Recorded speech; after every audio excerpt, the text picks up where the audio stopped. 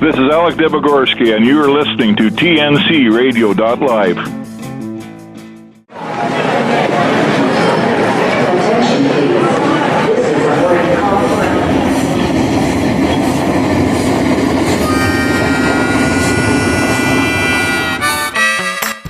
Hello, everybody, and welcome once again to the train station right here on TNCRadio.live. We appreciate you tuning in. Always interesting guest on the show, and we have another one today. I am Bill Waldrop along with my co-host Jim Leaders, and today we welcome our guest this week. His name is Ross Rowland. He is an avid rail fan, but he has a lot of history in it. Hello, Mr. Rowland. Welcome to the show, sir. We appreciate you being here. Great to be with you this morning today. How are you? Well, we're doing just great. Thank you, sir. And before we start out with your life story and all that, you are actually speaking to us from Dallas, Texas, but you are actually from upstate New York, I believe. And I'd like you to tell us how you got there, how you got to Dallas on this trip just a couple of days ago, and why you chose that method. I got to Dallas a couple of days ago from my home in northern New York State by traveling on Amtrak. I took the Lakeshore Limited train out of Syracuse on Saturday night, and that brought me into Chicago the morning of Sunday. And I had about a 4-hour layover on Sunday, and I connected there with the Texas Eagle, Train 21. Which brought me from Chicago overnight into Dallas, and I got to Dallas on actually a little early on Monday afternoon. That's wonderful. Now, do you do that? Are you kind of like the late John Madden, where you don't fly, or is it just, let's take the train because I can? You know, why the train? Why didn't you fly? I try not to fly for two reasons. One, I'm a big person. I'm 6'4", 250 pounds. Wow. And the seats that the airlines provide today are built for men or women about half my size. So it's physically very uncomfortable. Plus the dehumanizing experience of checking in, going through the take your clothes off and shoes off and all that nonsense you have to do is dehumanizing. And I've decided at my age, I'm not in that much of a hurry. It's much more comfortable to ride on Amtrak with a roomette or a bedroom and go to the dining car and have a decent meal and meet some nice new friends. So I go by train whenever I can. I hardly ever fly. I only fly, like I had to go to Germany not long ago, and I couldn't go by train, so I had to fly. But if I can possibly avoid it, I avoid it, number one. Number two, I served for 5 years on the board of directors of Amtrak, representing President Reagan, 1982 to 1987, and for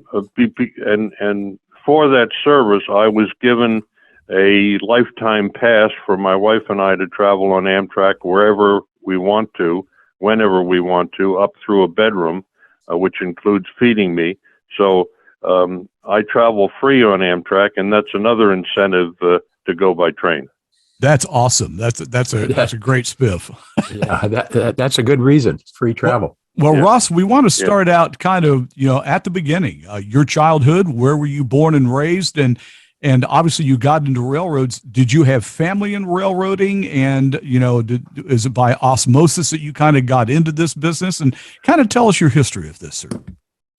I was born in Albany, New York in 1940.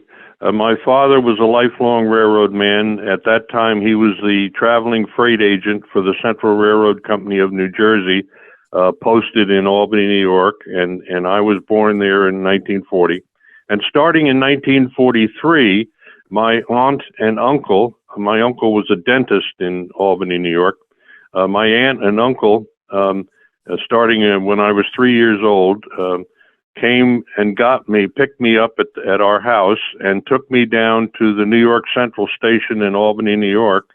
And we went up on the platform and spent a couple, 3 hours watching the great steel fleet of the New York Central Railroad come and go.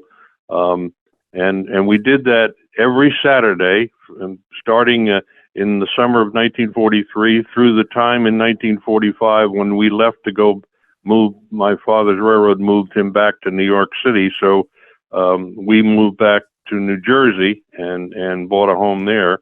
So for 2 years, my aunt and uncle took me to the Albany, New York Central Station, up on the platform, 52 Saturdays a year. And I fell in love with the steam engines that were coming and going with all the trains. It was the middle of World War II, so you can imagine how busy it was. Yeah. With troop trains and regular trains. And I always envied the guy up there in that big steam engine who was able to pull the throttle and blow the whistle. And I said, you know something? Someday, I don't know how, but someday I'm going to be that guy. And it took a few years, but I finally got there. So in 1945, the railroad moved my dad back to their headquarters in New York City, and we bought a home in Cranford, New Jersey, 17 miles due west of Manhattan. And it so happened that a 10-minute bike ride from our home was a roundhouse of the Central Railroad of New Jersey, in which they serviced and kept the Camelback steam locomotives and Pacific steam locomotives that pulled the commuter trains into New York City. And I learned early on that with a short bike ride, I could get to the roundhouse. And I did that, and I became a mascot, basically, of the roundhouse from age 5 in 1945 until age 14, and spent every waking minute I could steal from anything else to be down there at the roundhouse, hanging out with the guys and learning all about steam engines. And by the time I was about 11 years old, which would have been 1951, the guys at the roundhouse had taught me enough that on bad weather days, they would say to me, Ross, go out and get 805, Pacific Locomotive 805, and bring her in on the table and put her in stall 6 so we can work on it. When the bad weather came, they'd send me out to get a locomotive and bring it into the house, and I loved it because it gave me the chance to be the engineer, if only in the yard. So I was running steam locomotives when I was about 11 years old. Oh, my goodness. That's how I started. That's amazing. That's amazing. Now, during this time, or actually any time in your life, did you ever photograph trains? Did you ever document any of this? No, I've never taken a picture of a train in my life, and I've never fooled with toy trains. I've always been in love with the 12 inches to the foot model. Right, the 1-to-1 scale. I'm the same way. Yes. Although I did take a lot of pictures. I was never a modeler. I appreciate it, and I've played with some numerous layouts in people's basements across the country, things like that. But I never had one of my own. I think my parents maybe got me a Lionel set or an HO set or an Engage when I was young, but I never really did much with it. I like you. I was the 1-to-1 scale. Now, did you actually work employed by any railroad? I know you ran some steam locomotives, but were you actually employed by a railroad? Yes, briefly, relatively late in my career, so to speak. In 2002, my good friend Jerry Jacobson, the late Jerry Jacobson, who owned the Ohio Central Railroad system, which he built from nothing, his business increased so rapidly that he was short of crew, engineers, and he asked me, could I come out to Ohio for a couple of months and help him out running trains until he was able to catch up with training new locomotive engineers. And I said yes. And so I went to Ohio in February of 2002, and I ran trains for Jerry for 9 months until he got caught up. So that brief period was the only time I worked on the payroll full time of a railroad. Yes. Gotcha. Now, back to your younger years, I'm guessing because your father worked for a railroad that you and your family, you and your mom and dad traveled, I'm guessing, of course, obviously around the Northeast, but maybe across the country by passenger train. Can you tell us some of those experiences? Yeah, we did rarely go places as a family by train, not very often. One of the more memorable journeys I have in my memory case is in 1946, my father was able to arrange for a cab ride for he and I on the steam locomotive that was pulling the B&O Railroad Capital Limited from Jersey City to Washington, over his railroad to Jersey Central to Bound Brook, and then it connected there with the Reading to Philadelphia, and then the B&O Philadelphia to Washington. Anyway, Dad arranged for he and I to take a cab ride in the Pacific locomotive, President class Pacific B&O locomotive that was pulling the train. I was just about to turn 6 years old, and anyway, long story short, we got on the locomotive when the train stopped at Elizabeth, New Jersey, and we rode on the locomotive to Wayne Junction, Philadelphia, which is about a 90-mile ride, and at track speed 80 mile an hour. And I'll never forget it because we came upon a curve in Bound Brook Junction, New Jersey, where you switch off the Jersey Central main line onto the Reading main line en route to Philadelphia, and there was a curve up ahead that in my 6-year-old mind, I was convinced we were going far too fast to negotiate successfully. Right. And I was sure we were going to tip over and crash, and I wet my pants. And since I was sitting on my father's lap, he inherited part of that accident. And of course, we went around the curve safely and got to Philadelphia. But I always remember that ride as my introduction to steam at track speed. Oh my goodness, that's great. a lot of good memories. Now, of course, what you did full time and what we're going to talk about in the next segment, you were a well-known commodities broker. And Correct. We want to learn more about that and how long you did that and what you're doing now, things like that. But let's take our first break real quick, and we'll be right back. This is the Train Station on TNCRadio.live. Our guest today is Ross Rowland, and we'll be back with him in just a few minutes. Stay tuned.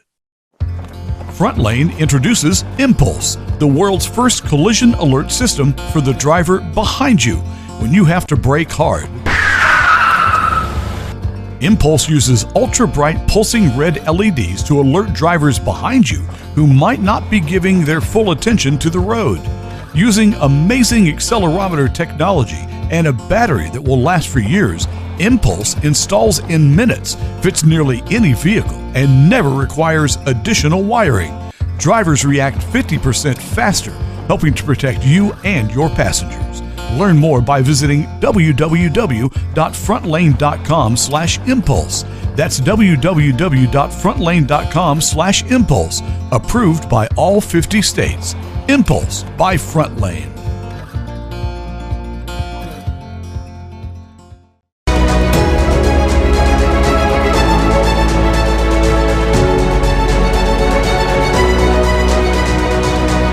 Kathy DeCaro is nothing short of amazing. She not only drives the world's biggest truck as a heavy equipment operator in northern Alberta, Canada. She's an international motivational speaker and the author of Dream Big, an autobiography about overcoming a lifetime of trauma and abuse that led to dreams of success. Kathy inspires people the world over to change their lives and improve their self-worth. Her book will change your life. She's passionate about personal growth and believes anyone can change their circumstances and overcome their obstacles if they believe in themselves. Her life will amaze you and seriously inspire you. Be sure to order a copy of her book, Dream Big, on Amazon.com.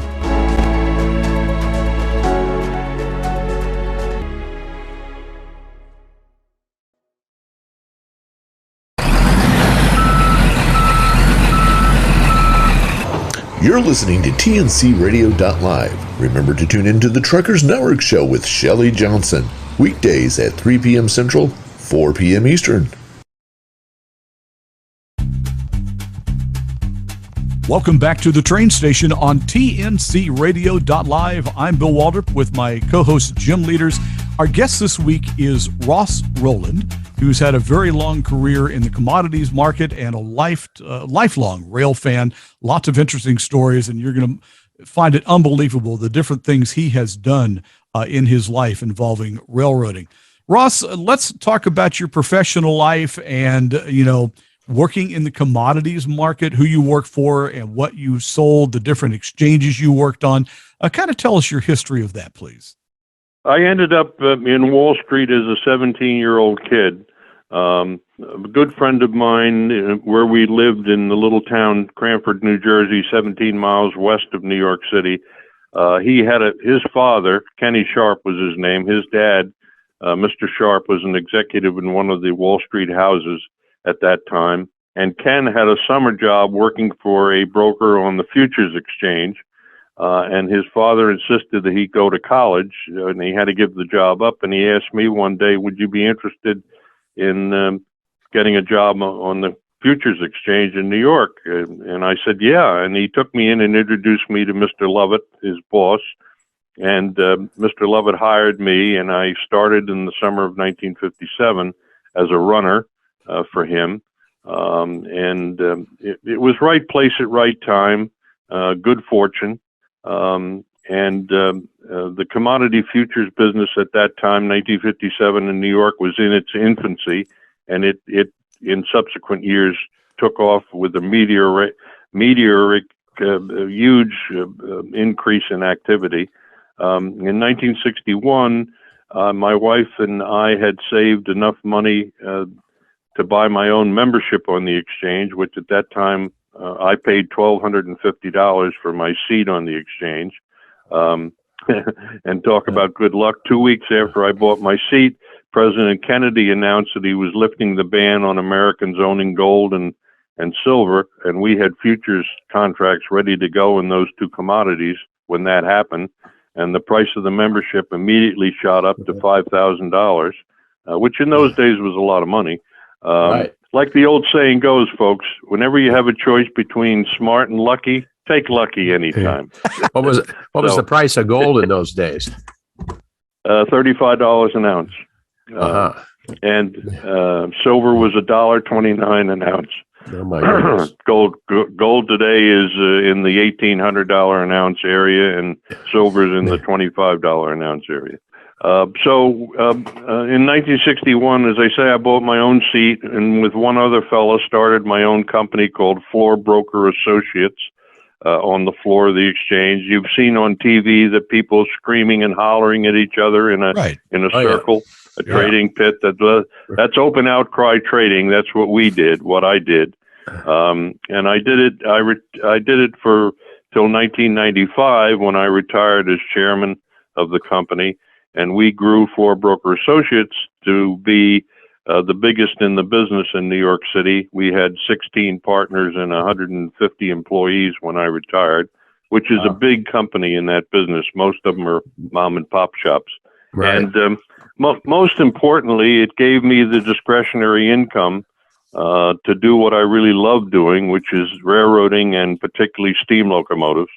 And thanks to the discretionary income that I was able to earn as a futures trader, I started the High Iron Company in 1966 for the purpose of taking appropriate engines out of museums, restoring them to service, getting the old timers who knew how to make a steam engine legal within federal rules, would teach my young people how to do that to keep the torch alive in the years ahead.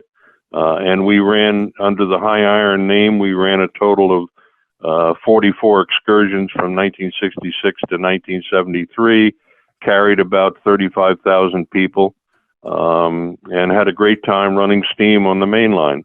And one of the trips we ran was the Golden Spike Centennial Limited in 1969, which we put together in conjunction with the Association of American Railroads to draw national public attention to the 100th anniversary of the linking of America by railroad, Golden Spike Day. Right. One of the great undertold stories of our nation's history, pardon me, is the importance that the railroad and the steam engine played in the growth of America.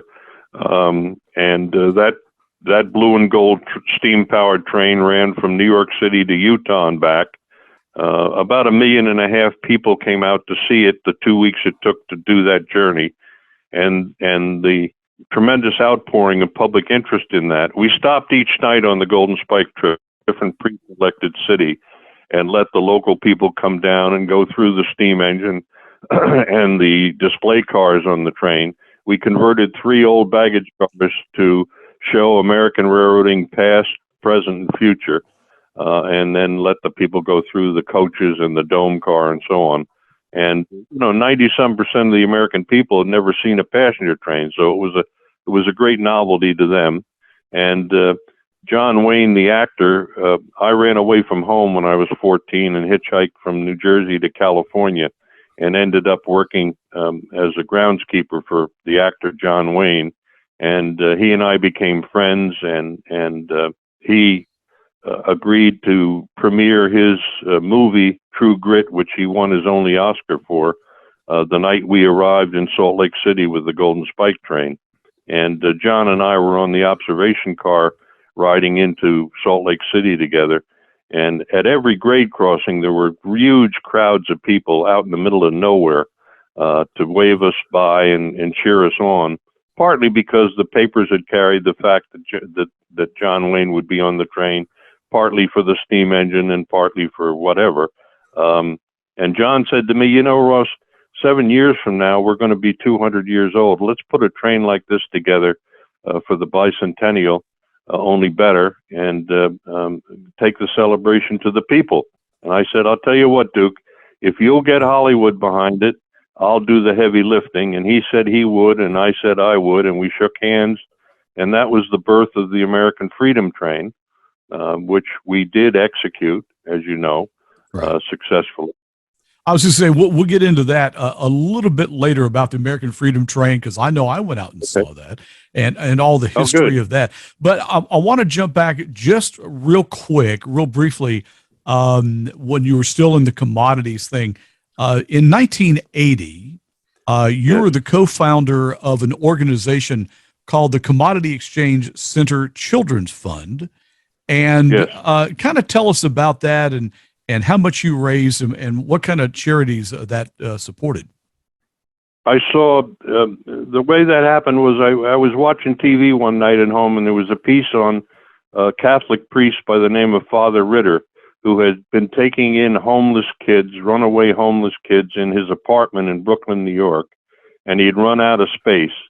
And the story was that there was all these kids, runaway kids from abusive homes and so on, most of whom would come into New York by bus, and these predators would gather at the Port Authority bus station, and they could tell which were the runaway kids, and they would hook them onto drugs and get them drug addicted, and then put them into the sex trade. And Father Ritter was providing them, some of them, with a safe haven, his apartment, as a place to get away from their abusers.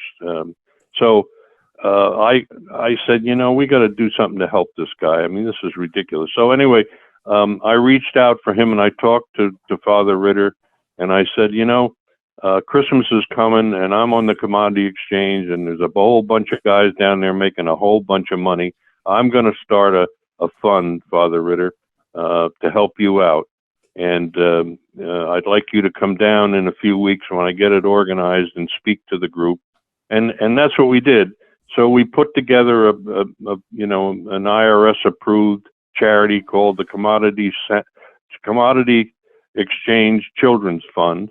And we went around the floor and beat up on the guys on the floor and said, you will give to this. And the first year we raised $55,000, 1980, which at that time was a lot of money. Yeah. And the next year we raised 100,000, and the third year we raised 150,000.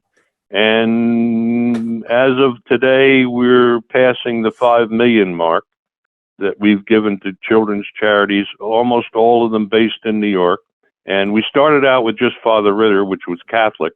And then a lot of my friends on the floor were Jewish guys, and they said, we don't mind giving, but how about we give some to the Jewish charity? So anyway, we expanded it by the third year. We give a third to Jewish children's charities, a third to Protestant children's charities, and a third to Catholic children's charities to make everybody happy. And like I say, by now we're past the $5 million mark, and we've helped a lot of kids along the way. And now we're in the 42 years, and we're still doing it. Now, does Father Ritter or one of these organizations eventually become Covenant House? Yes. That's the name of that. That was the name he gave his effort. Yes. Yeah, and I've been a big supporter of Covenant House for years. They have offices here in Houston, so that's very close to my heart. So hats off to you, sir. That's a wonderful organization. It's helped a lot of homeless kids and runaways and things like that. So my hats off to you, sir. That's a soft spot in my heart for that organization. So I'm glad. And yes, we funded the first in 1980-81. The first Covenant House was an old apartment building that we raised enough money for Father Ritter that he bought that or leased that apartment building and made it habitable. And that was the first official Covenant House residence for runaway kids. Wonderful. Okay, well, we're going to wrap up this segment here. And on the next segment, Ross, we're going to start launching into the American Freedom Train Foundation, which you founded, and what that led up to all the way up through the late 70s. This is TNCRadio.live. You're tuned in to the train station. I'm Bill Waldrop along with Jim Leaders. Our guest today is Ross Rowland, and we'll be right back.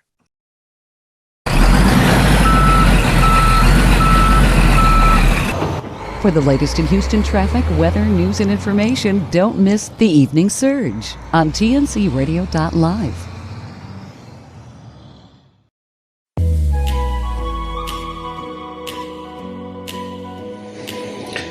I'm Dr. Christopher Cortman, and now for the Mental Health Minute. Let's talk about anxiety. Did you know that anxiety is now considered to be the common cold of all mental illness? Yeah, as a matter of fact, 18% of our population is deemed to have an anxiety disorder. And I think the other 82% are lying about it.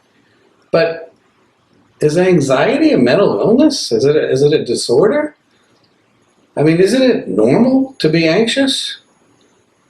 How do you know when you have an anxiety disorder versus normal anxiety? Well, there are 3 ways we can measure that. Frequency, intensity, and duration of your anxiety. In other words, how often are you anxious? How much of the day do you spend nervous, worried, edgy? And how intense is your anxiety? I mean, does it interfere with your life? Do you have panic attacks? Does it stop you from dealing with other people and situations? And then the duration. How long does it last when you are anxious? If you find that any of those 3 or all 3 of those things are significant, it might be time to get some professional help. But where does anxiety come from? Not from situations, not from other people or circumstances in your life. Anxiety comes from the perception of threat. In fact, investment plus perceived threat is the formula for anxiety. In other words, you have to care about something and you have to perceive that that something is threatened in order to create anxiety. So if you are anxious, what do we do with that? Let me give you 4 things that will work right away if you're dealing with anxiety. First, daily exercise. The research says if you exercise daily, you will decrease your anxiety. Secondly, learn to breathe properly. Even in short-term anxiety-inducing situations, inhaling to the count of 3 and exhaling to the count of 5 will reduce your anxiety significantly. Thirdly, take that formula that I gave you and figure out, am I too invested in something that doesn't really mean that much? Can I see this in a less threatening manner? Because if I can think differently, it will also reduce my anxiety. And finally, and this begins with young people all the way to the end of life, face the things that you're afraid of. By facing the things that scare you and championing those things, you will reduce your anxiety and become a more confident person.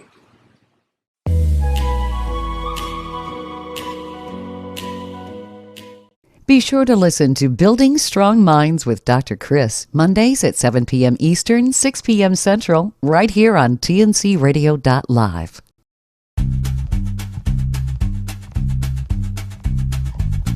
Welcome back to the train station on tncradio.live. Thanks so much for tuning in. You can contact us if you have any questions or comments or suggestions. Our email address is houstonrailfans@gmail.com. We would love to hear from you. I'm Bill Waldrop, along with my co-host, Jim Leaders. Our guest this week is Ross Rowland, and we've talked about his early life and his working on the commodities exchange. So let's jump to around 1970, Ross, and let's talk about the American Freedom Train Foundation, why you started that, and what it led up to.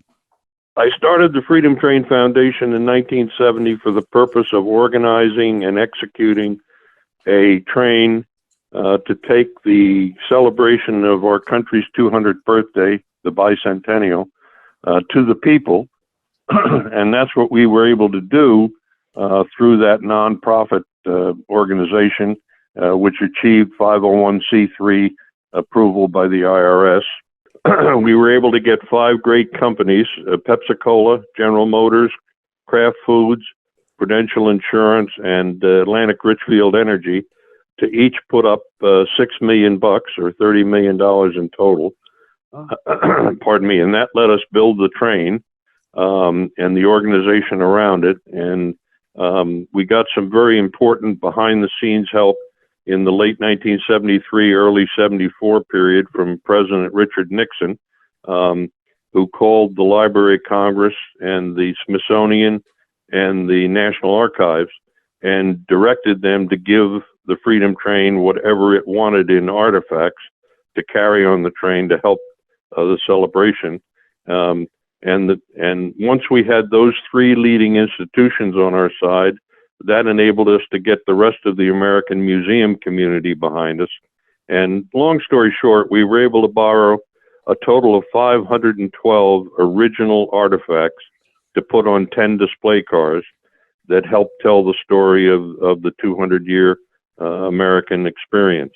And those original artifacts were the secret sauce that made the American Freedom Train the hit it was throughout America. We went on a 21-month journey from April 1st, 1975 to December 31st, 1976, 25,883 miles, 48 states, 138 display cities, all behind steam. 7,600,000 Americans bought a ticket to go through the displays. And that money, the project in total cost $60 million in today's money.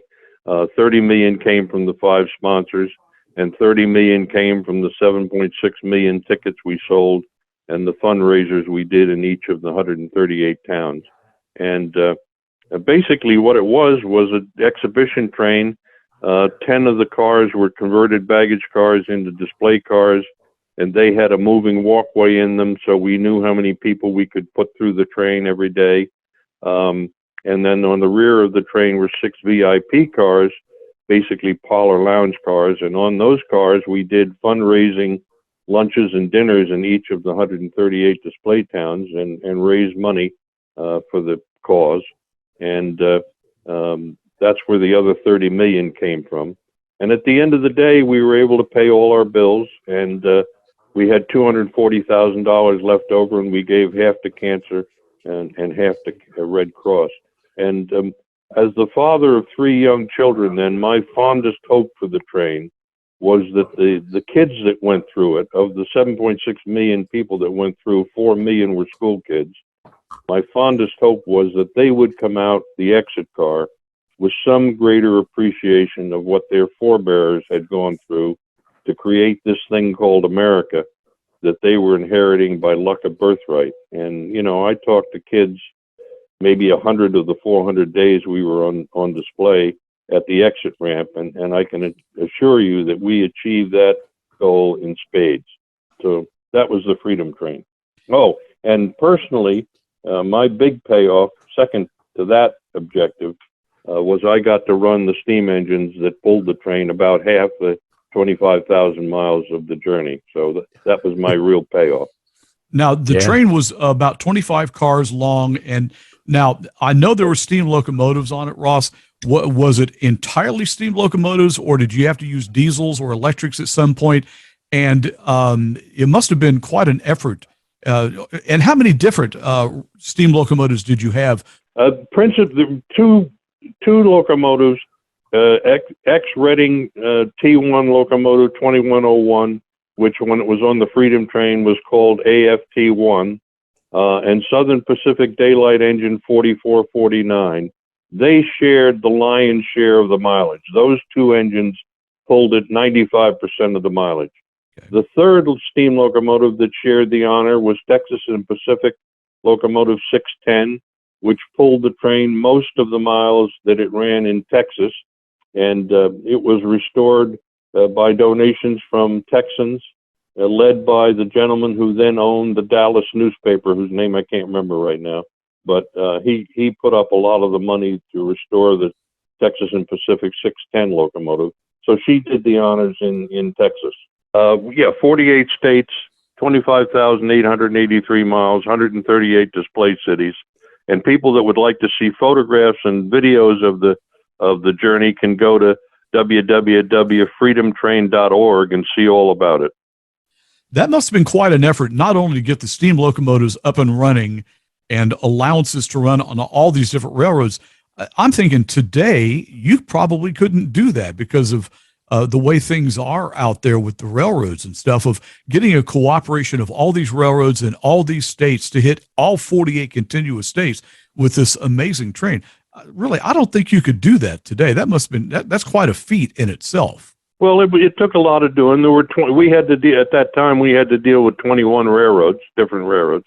Wow. But it could be done today, and it will be done today. I'm working on AFT 2.0 as we speak, and I have every faith that our big railroads today are no less patriotic than they were 50 years ago. And I'm sure that once we get AFT 2.0 funded, we will be welcome on their railroads, and they'll do just as good a job today as their forefathers did for the Bicentennial.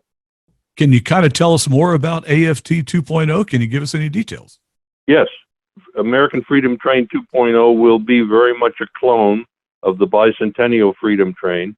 Same basic game plan, a 24-car long display celebration train that will go on a 3-year tour of the United States, 48 states, 25,000 miles, opening Veterans Day 2023 in Wilmington, Delaware, our oldest city, and closing on Veterans Day 2026 in Scranton, Pennsylvania, at the Steamtown National Historic Site, part of the National Park Service, where it will be put on permanent display, and the original artifacts on the train will be returned to the lenders and replaced with replicas.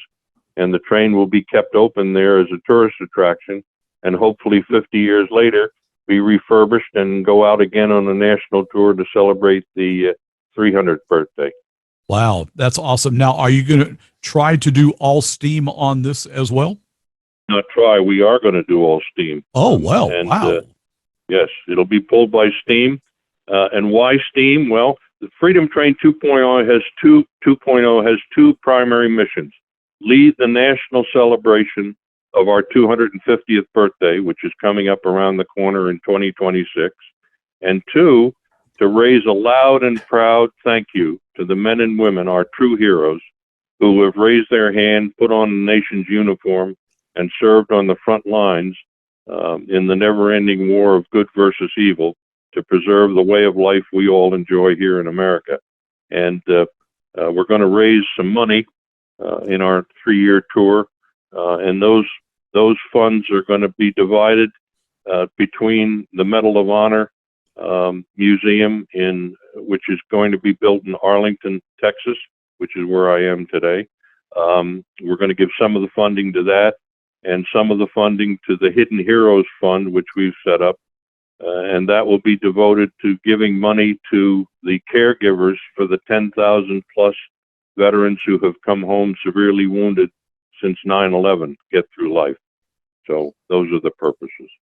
Well, that's wonderful. We look forward to that, and we're definitely going to have you back on a future episode to get an update on the 2.0 train and Yes, the sir. steam engines involved and a little more detail on that. So I want you to keep us advised on that. So let's wrap up this third segment here. On the next and final segment, we're going to jump to 1982 when you got involved in Amtrak. So more about that in just a moment. This is TNCRadio.live. You are inside the train station. I'm Bill Waldrop, along with my co-host Jim Leaders. Our guest today is Ross Rowland. More coming up very soon. Stay tuned.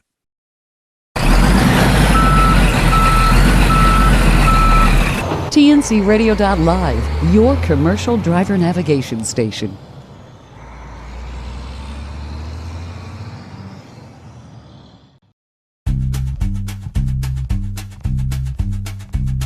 Welcome back to the train station on TNCRadio.live. I'm Bill Waldrop with co-host Jim Leaders.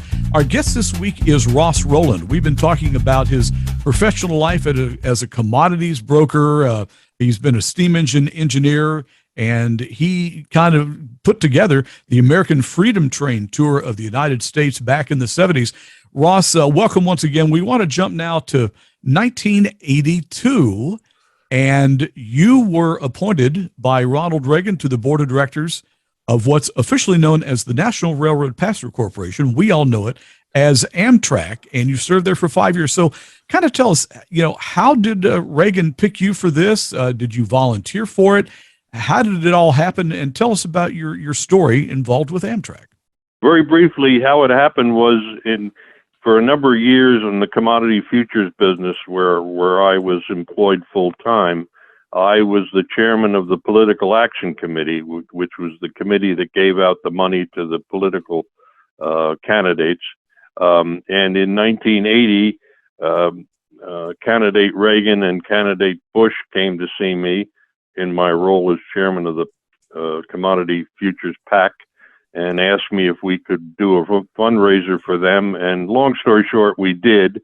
We put a fundraiser together for the Reagan-Bush ticket in 1980, and we raised about $400,000 for them one night with a dinner at the Windows on the World restaurant at the top of the World Trade Center, which in 1980, $400,000 today would be about $2 million in today's money. So it was a lot of money.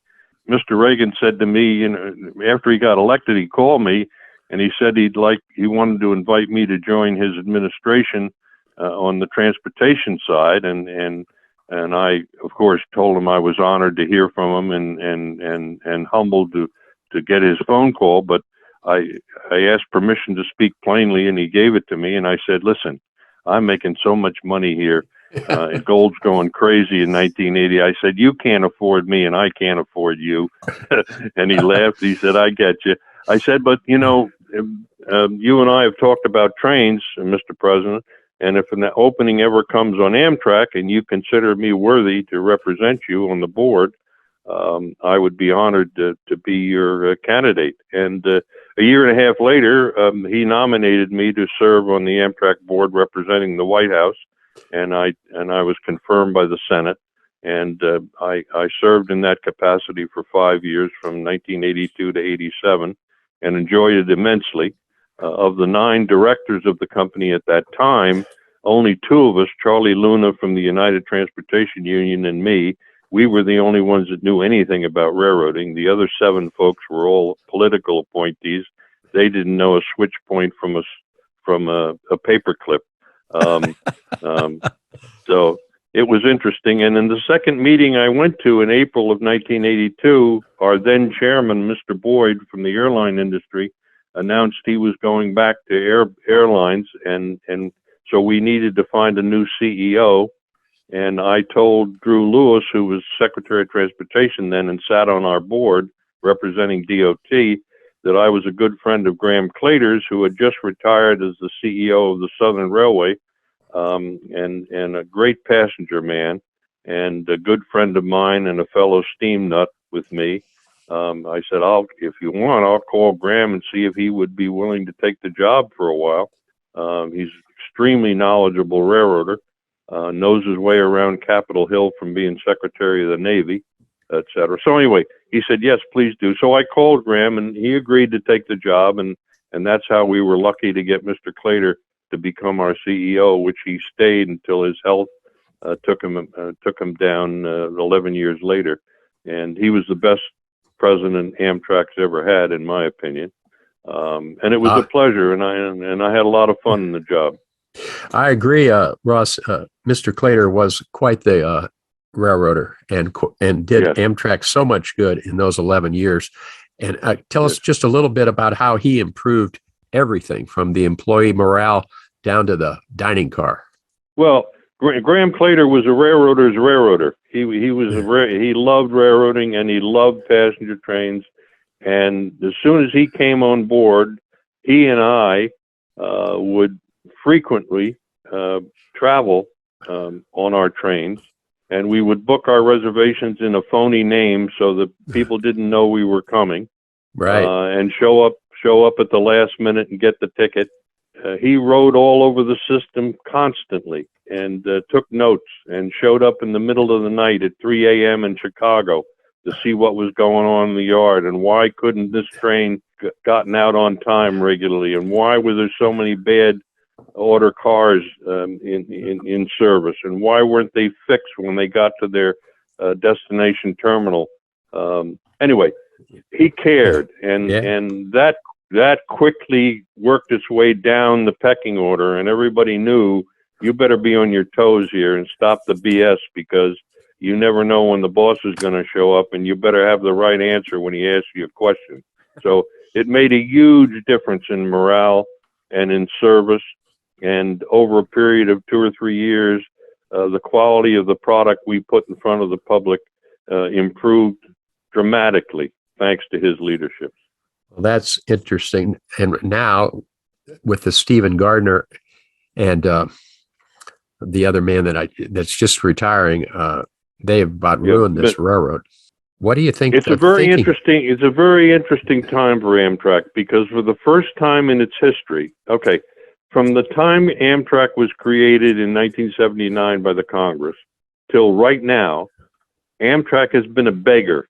Every year, it has to go up to Capitol Hill and beg the Congress to give it enough money to stay alive another year, et cetera, et cetera. Okay, it's no way to live, and it makes it very difficult to hire young, talented people in a company that has a 1-year lifespan. I mean, come on, you know. Right. So now, with what's recently happened, for the first time ever, Amtrak is about to receive a total of $66 billion over a period of 5 years to give it, for the first time ever, the funds it needs to do the job right. So the interesting challenge now is going to be to see if Amtrak can successfully morph itself from a beggar to a leader. And we're going to find out. Why do they do not like these long distance trains anywhere west of Chicago in the current administration? Well, that's the common wisdom. Mr. Gardner says that's not true. And regardless of what Mr. Gardner really feels or doesn't feel, and I'm going to take him at his word, the funding that's now en route to come to Amtrak's coffers specifically says you will pay good attention to the long distance trains that link America together by rail, and you will improve service, and you will upgrade the dining experience, et cetera, et cetera. So we'll see if the Amtrak management pays attention to the language of the law, which is sending them the money. I'm sure they will. And I think you'll see a marked improvement. Well, I hope so. Train. And they've about ruined it for all the private car operators around the country by taking off all these cities, and you can't get on or off the train, or they've made the switching fees so astronomical. It's impractical. You can't sell a trip anymore. But I hope that whole thing has to be relooked at. Yes, absolutely. Let's hope and the private cars contribute a lot of revenue to a train every time a private car runs, and they don't realize that they are revenue producing item. Yes, you're right about that. But even more important than the dollars, in my view, is the private car owner operators are Amtrak's most verbal, staunch goodwill ambassadors, and they need to take advantage of that and not discourage it. And let's hope they do in the future, because it's been pretty bleak the last couple of years here. I know, but it's going to get better. It's going to get better. Trust me. Russell, okay. I want to get with you real quick. We only got about 3 to 4 minutes left here. Yes. You know, improving Amtrak is great, and the dining experience and upgrading the interiors of the cars. But these trains, for the most part, other than the Northeast Corridor, are still dependent on the host railroads who don't want those things on their tracks. Can they improve that relationship, or how do you improve that experience? Look, there was a bargain made back in 1971, and on almost all of the people that were part of that deal are dead now, or certainly retired. Most of them are dead, okay? And the deal was the federal government will create this thing called Amtrak. We'll take all these money-losing passenger trains off of your hands, get you out of that business, which is killing you financially. But in return for that, you gotta promise us that you'll let the new Amtrak creature run over your railroad at a set fee per mile, and the federal government will assume the liability side. So if somebody gets hurt or killed, you won't be made to pay for it. And that was the bargain, okay? And the guys that put it together back then, I'm sure were convinced that within 2 or 3 or 4 years it would die a natural death and go away, and that would be the end of it. Well, it didn't, because there were enough trains in enough congressional districts to generate enough political support that the damn thing stayed alive and grew a little bit. And here it is 50 years later. And the guys that are running the Class 1 railroads now are essentially MBAs with financial degrees. They're not railroad guys per se anymore. And their job is to make money. And these damn Amtrak trains get in the way and slow their high-paying freight trains down. And they're a pain in the you-know-what. And, okay, so now what we got to do now is we got to revise the formula, which determines how much the Amtrak train pays per mile to use the railroad. Start with that. It's got to up the fee to make it a reasonably paying guest, okay? And the freight railroads, in return for acknowledging their duty to do what they can do to keep the Amtrak train running on schedule, because people care about time, coal, and other commodities per se don't, but that's not true either. But anyway, the bargain has to be refashioned to bring it into the 21st century. And I'm sure with the new money Amtrak's getting, that's one of the things that's going to happen, so that the CEOs on the 7 big railroads will have an attitude of doing everything they can to honor the Amtrak guest on their railroad and run it on time. I'm confident that will happen. A good way. I just hope that they can come up with a formula and we get this worked out in the next year or two.